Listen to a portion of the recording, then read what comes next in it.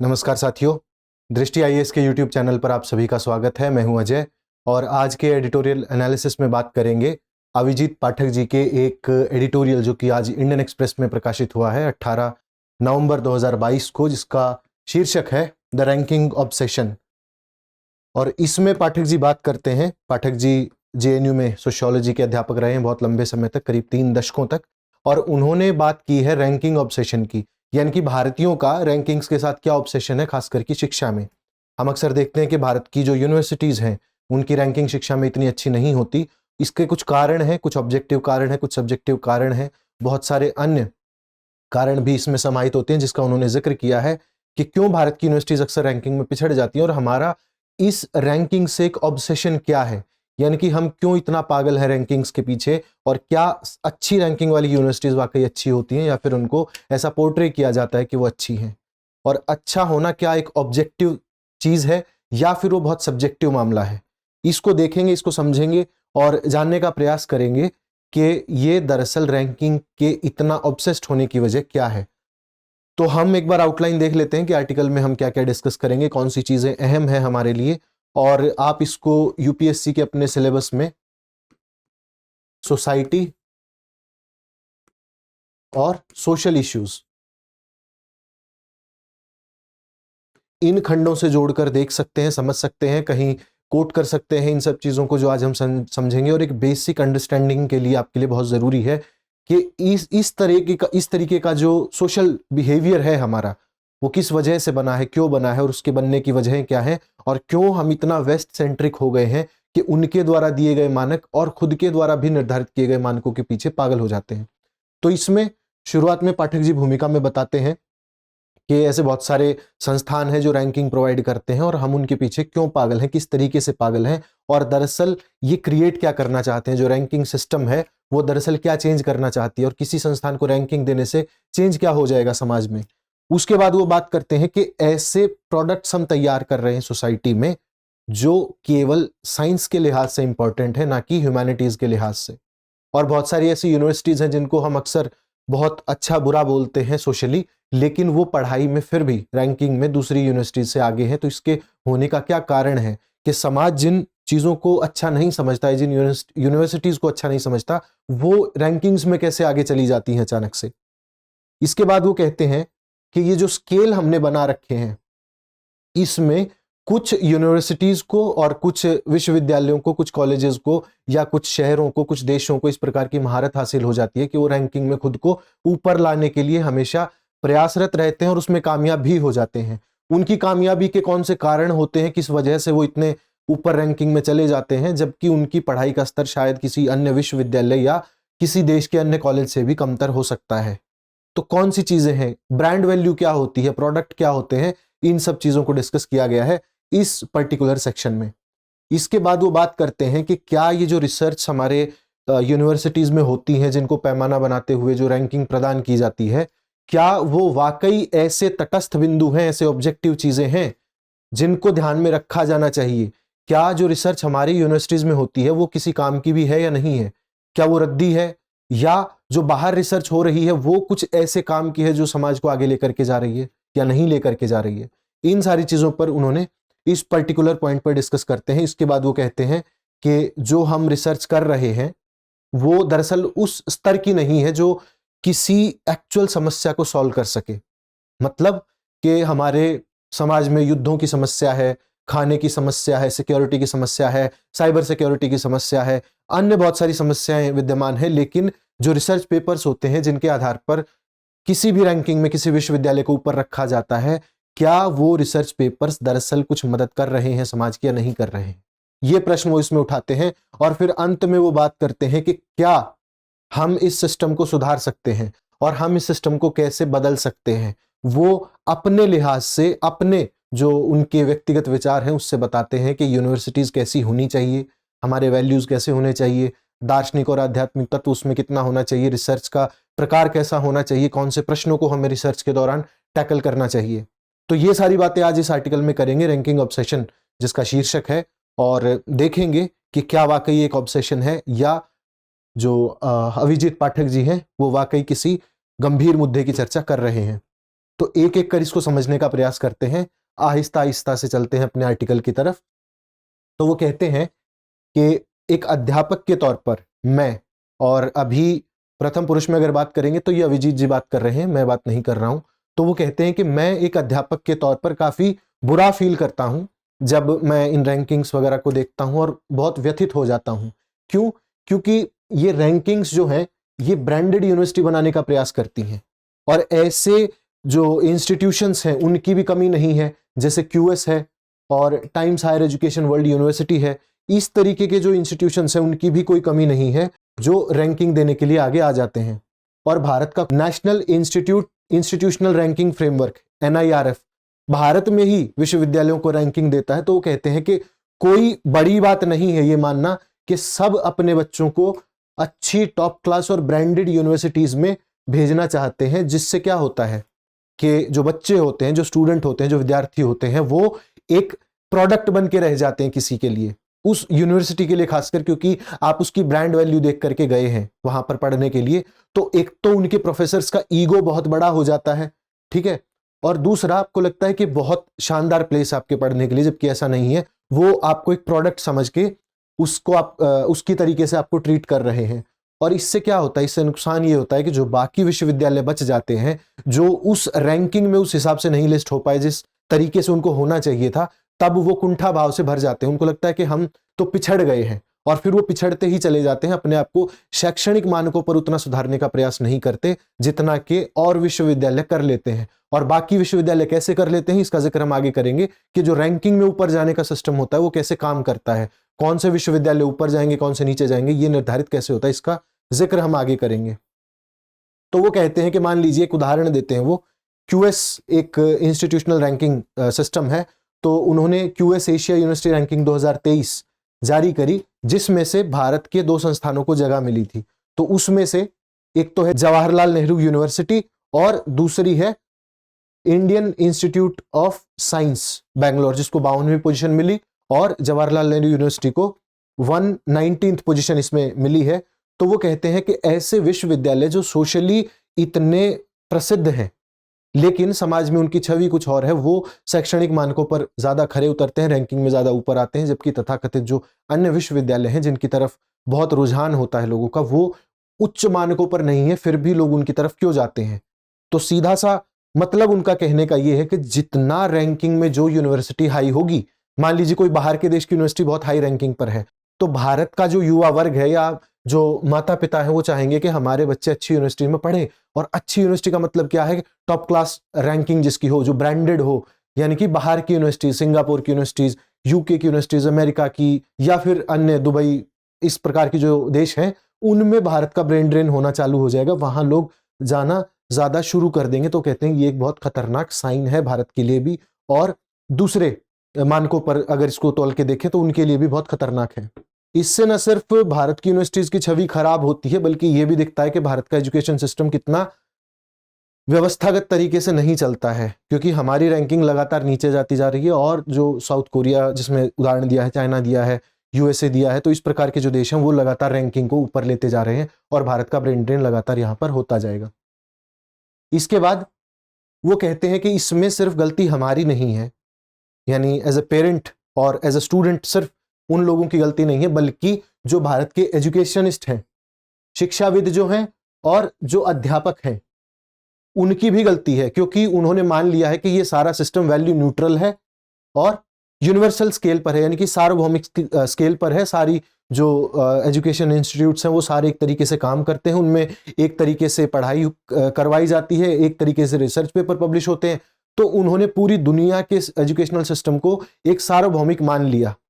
वो कहते हैं कि ऐसे में हमारे अध्यापकों को यह समझना चाहिए कि वो कुछ गलत कर रहे हैं, क्योंकि वो इस भ्रम में आ जाते हैं कि हम अगर किसी बड़े संस्थान का हिस्सा हैं तो हम भी बड़े हैं, हमारे स्टूडेंट भी बड़े हैं, हमारे प्रोडक्ट्स भी बड़े हैं। तो वो कहते हैं कि इस मानसिकता से हमें बचना चाहिए।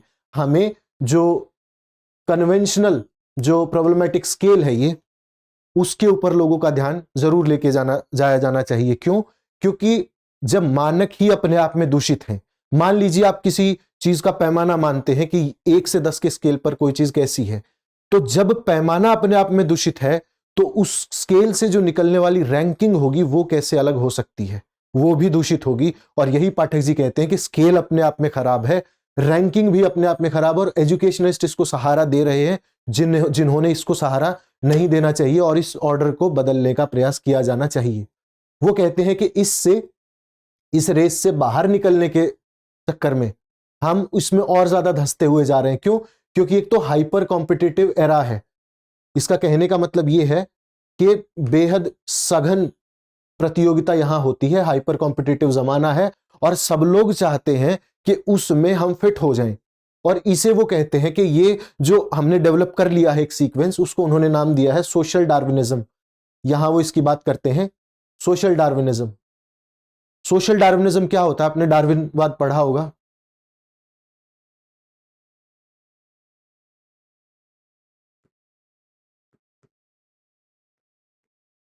डार्विनवाद सर्वाइवल ऑफ द फिटेस्ट की बात करता है, वहीं सोशल डार्विनिज्म जो है वो बात करता है कि जो समाज में उच्च स्तर पर लोग हैं या जो पावरफुल लोग हैं वो पावरफुल होने चाहिए, और जो दुर्बल हैं वो दुर्बल होते जाने चाहिए। ये आइडिया दरअसल 1870s में काफी प्रिवेल किया।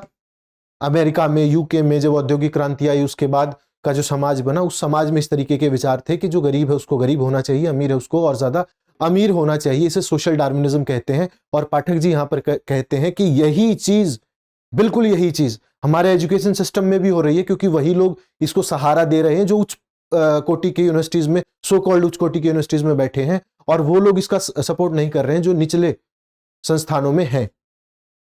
आगे वो कहते हैं कि ऐसा करने से हम एक प्रोडक्ट बन जाएंगे और हमारे विद्यार्थी भी एक प्रोडक्ट की श्रेणी में आ जाएंगे। हम भले ही जो टेबल्स हैं और कैलकुलेशन हैं या अन्य किसी प्रकार के जो रहस्यमय नंबर है उनके जरिए किसी इंस्टीट्यूशन को ऊपर तो लेके आ सकते हैं, लेकिन क्या वो वाकई गुणवत्तापूर्ण है इसकी कोई गारंटी नहीं है, क्योंकि कुछ पैमाने होते हैं। उन्होंने कुछ पैमाने बताए हैं यहां पर कि हमारे पास बहुत सारे नंबर हो सकते हैं कि हमारे पास कितने प्रकार की सुविधाएं हैं, पेपर कितने पब्लिश होते हैं पर फैकल्टी, साइटेशन कितनी होती है पर पेपर। साइटेशन यानी कि आपने कितने विद्वानों को उसमें कोट किया है, या उद्धरण कितने हैं आपके किसी रिसर्च पेपर में, उसको साइटेशन कहा जाता है। आपके यहाँ इंटरनेशनल स्टूडेंट्स कितने पढ़ते हैं, आपकी रेपुटेशन कैसी है, जो आपके प्रोडक्ट्स को, यानी कि जो किसी यूनिवर्सिटी के प्रोडक्ट्स हैं उनको नौकरी कौन देता है, उस एम्प्लॉयर की रेपुटेशन कैसी है आपके विश्वविद्यालय में, और आपका फैकल्टी स्टूडेंट रेशियो कैसा है, और आपके यहाँ कितने रिसर्च पेपर पब्लिश होते हैं। ये बात डिसाइड करती है कि आपका विश्वविद्यालय कितना ऊपर है रैंकिंग में या कितना नीचे है रैंकिंग में। तो वो कहते हैं कि हमारे एजुकेशनिस्ट को इस पैराडॉक्स को तोड़ना चाहिए। ये जो इन्होंने एक पर्दा बना लिया है अपने चारों ओर कि हम अच्छे विश्वविद्यालय, हम बुरे विश्वविद्यालय, इसको तोड़ना चाहिए। और उस तोड़ने के इन्होंने मानक भी बताए हैं कि कौन सी श्रेणियां हैं जिसमें एक व्यक्ति को, एक विश्वविद्यालय को नहीं फंसना चाहिए। तो ये आप कोट कर सकते हैं अगर अपने आंसर में या कहीं इन जनरल आप इस चीज की बात करते हैं कि विश्वविद्यालय कैसी चीजों में फंसते जा रहे हैं, तो पर फैकल्टी स्टूडेंट फैकल्टी रेशियो क्या है, पेपर कितने पब्लिश होते हैं, हमारे यहाँ इंटरनेशनल स्टूडेंट कितने हैं, हमारे यहाँ सुविधाएं कितनी ज्यादा हैं, ये सारे मानक नहीं होने चाहिए।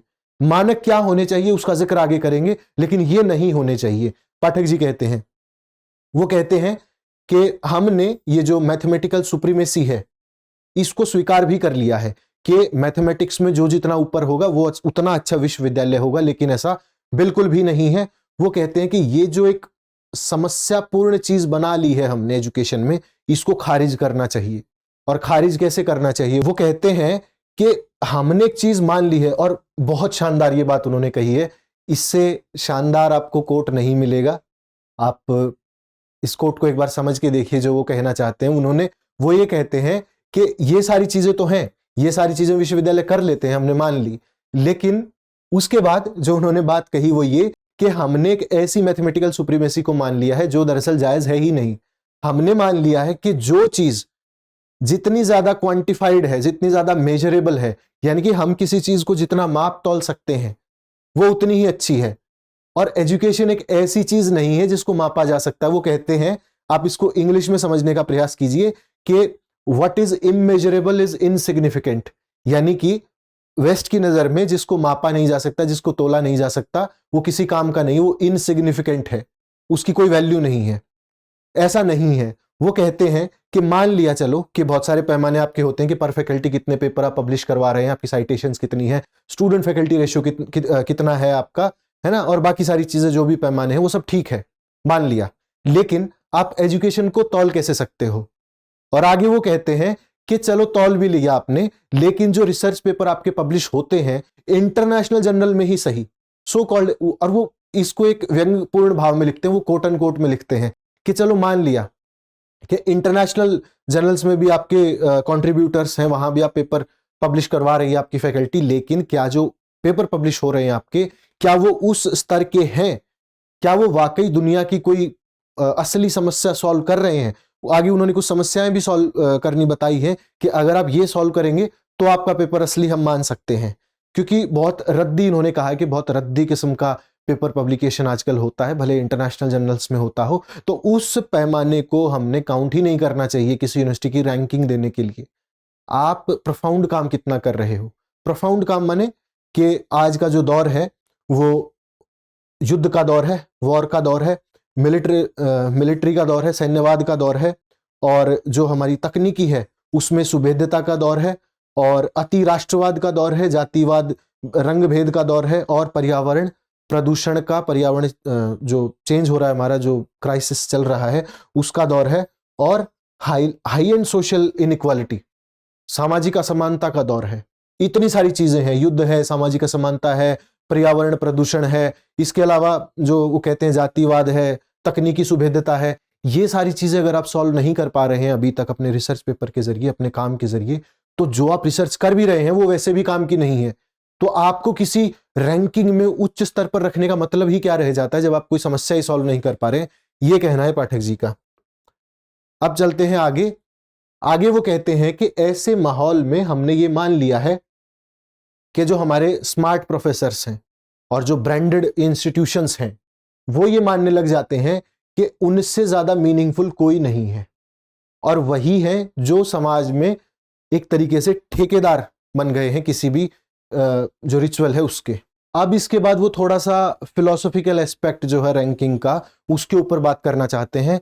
उन्होंने कहा है कि बहुत सारे ऐसे इंस्टीट्यूशंस हैं जिन्होंने ये मान लिया है कि हम अच्छी रैंक में आ सकते हैं कुछ चीजें करके, जैसे पेपर पब्लिश करवा करके या फिर अन्य साइटिंग्स दे करके हम रैंकिंग में टॉप पर आ सकते हैं। और कुछ स्मार्ट प्रोफेसर उन्होंने कहा है, और कुछ branded university, quote and quote उन्होंने लिखा है कि कुछ स्मार्ट प्रोफेसर और ब्रांडेड यूनिवर्सिटीज हैं जिन्होंने ये आर्ट को मास्टर कर लिया है कि कैसे टॉप रैंकिंग में आना है। इसमें कुछ लोग पिछड़ गए हैं, लेकिन ये एक ऐसी प्रक्रिया है जिसको थॉमस कुन के वर्ड्स में वो कहते हैं कि पजल सॉल्विंग है, कि आपको एक समस्या मिल गई, आपको उस समस्या का समाधान करना है, बस इतनी सी प्रैक्टिस वो लोग करते हैं। उसके अलावा उनका जो वाकई समस्याएं हैं इस दुनिया की उनसे कोई लेना देना नहीं है, रैंकिंग से उनका बहुत कुछ वास्ता है नहीं। वो कहते हैं कि बस उनको टॉप रैंकिंग चाहिए। टॉप रैंकिंग किस प्रकार से आती है? थॉमस कुन कहते हैं कि पजल सॉल्विंग किस्म की चीज होती है जो आजकल की टॉप यूनिवर्सिटीज कर रही है। इसमें एक टर्म आई है या एक व्यक्ति का नाम आया है थॉमस कुन का। इन्होंने किताब लिखी थी स्ट्रक्चर ऑफ साइंटिफिक रेवोल्यूशन। ये एक अमेरिकन फिलोसोफर थे जिन्होंने, आपने एक वर्ड सुना होगा इंग्लिश में जिसको कहा जाता है पैराडाइम शिफ्ट।